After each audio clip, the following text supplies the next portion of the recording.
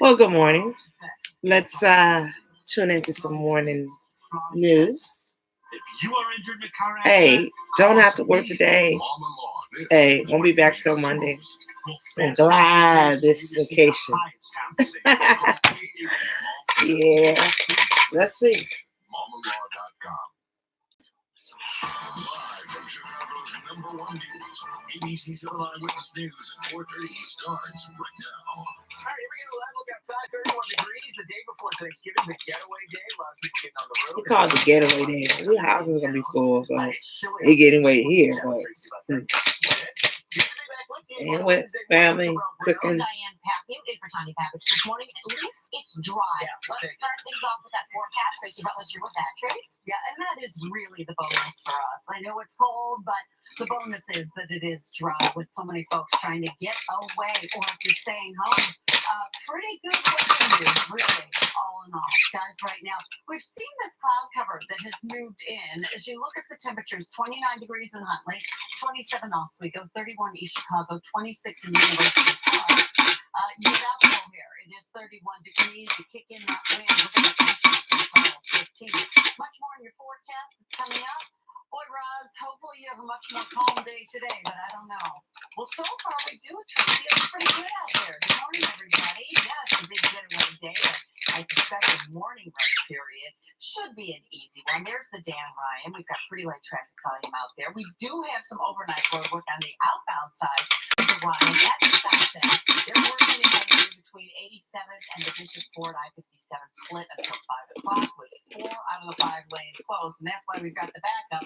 But other than that, it's pretty calm out there. We'll have another look for you coming up in just minutes. Diane and Terrell. And Roz, we're learning more this morning about the gunman in the Mercy Hospital shooting and hearing from family, friends, and coworkers of the 3 people killed during the shooting rampage. Chicago police officer Samuel Jimenez, Dr. Tamara O'Neill, and pharmacist Dana Less.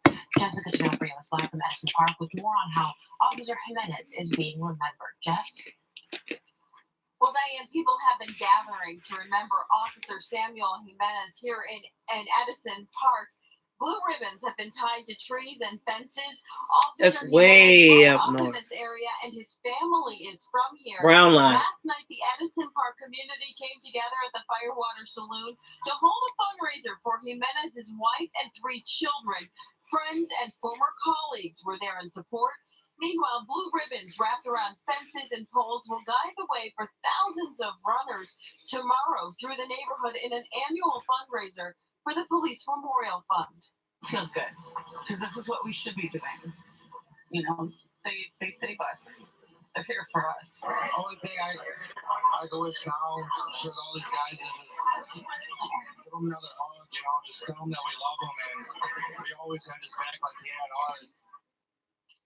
Jimenez was killed in an exchange of gunfire on Monday afternoon at Mercy Hospital. He was trying to stop a man in a rage from shooting more people. The 28-year-old, who just became a full-fledged police officer, is being hailed as a hero. Meanwhile, later tonight, a number of groups, including gun control advocates, plan to gather at Federal Plaza in the Loop to hold a candlelight vigil at 6 p.m. for the victims of the shooting. They're calling for an end to the bloodshed. Reporting live in Edison Park. Unfortunately, you're gonna see more. Just thanks. And It employees was at Mercy just Hospital are still very shaken up about losing 2 co-workers.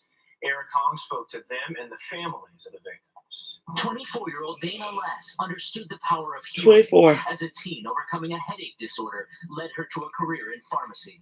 She said, "Dad, I don't want anybody to know, but I would do this for free." Her heartbroken family in St. John, Indiana, says Les was no victim. She wrote a blog about her condition for others who are ill. In June, she was to marry her childhood sweetheart.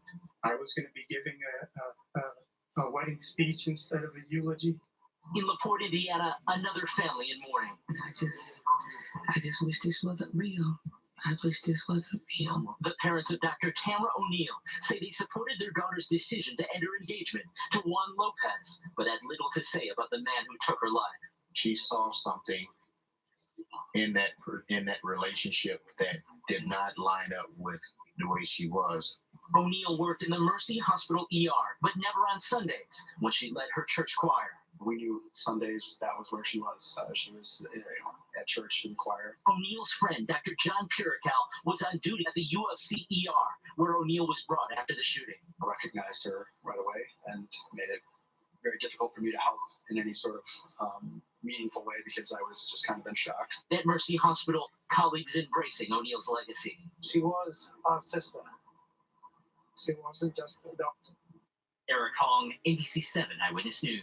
And family and friends, rather, the I-Team has been looking into the past of the gunman, Juan Lopez. He briefly attended the Chicago Fire Academy, but was kicked out because of his conduct. His ex-wife filed an order of protection against Lopez after filing for divorce. Police say he had a firearm owner's identification card and a concealed carry license.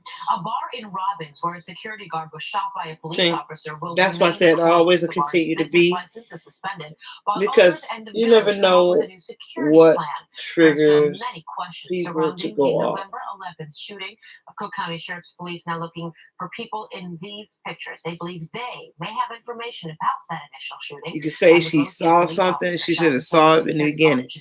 Young girls can't say that about myself. I'm married. But anyways, I can truly say that I'm glad I'm off the market. I'm glad he took me off the market years ago, because it's sad to Kiera was 3 months pregnant when she went missing.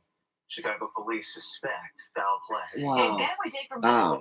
To be at the hands of somebody you got to beat all over, and you got to kind of,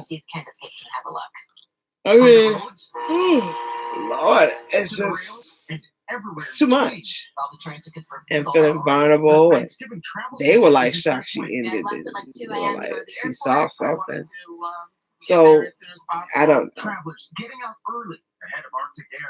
You have to be aware of people before you make decisions, especially like there. Gotta know them well. Gotta accept them well. To hit the road this week, the busiest Thanksgiving in more than a decade. Even trains will be packed. Crowds swarming Union Station in the nation's capital, and Amtrak expects more than 750,000 passengers the next few days. And if you're flying, you'll be joined by nearly 3 million people flying today alone. Luckily, airlines anticipating the rush, adding more available seats on flights, increasing TSA staffing, authorities even opening up restricted airspace to commercial flights to handle the surge. But for some in California, the crowds are the least of their worries. Smoke from those massive wildfires making visibility so low, it's grounding flights in San Francisco. Back on the East Coast, preparations are underway for the frigid and windy conditions expected at tomorrow's Macy's Parade. Those famous balloons won't fly if winds top 23 miles an hour. Each balloon has its own supervisor working with police to determine if it's safe to fly. And this year, a new security measure. Along the parade route, specially trained dogs to sniff out explosives, joining the thousands of officers on the streets and rooftops, protecting the expected 3.5 million spectators. This is going to be a very safe place to be, so we encourage everybody, despite the anticipated cold weather, to come down, see the balloons, and have a great time. Candace Gibson, ABC News, New York.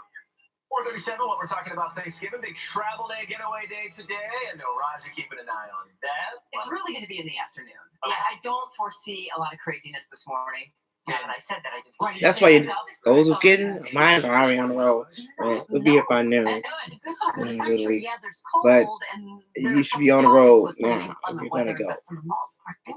Just saying. So, I've had some requests from folks saying they have. And we're up, so we're getting ready to do the cooking. Throughout the morning, I'll change them up every half hour, but we're gonna start with home, of course. This is Joseph Mabels, though. We'll go ahead and let y'all glide on into the morning. It was nice chatting with you. Quiet conditions there. And I'll be back with you. Orlando, mid-70s. Dallas looking at sunshine today, 60 degrees. And enjoy your holiday and happy holidays. It's going to be windy in Boston.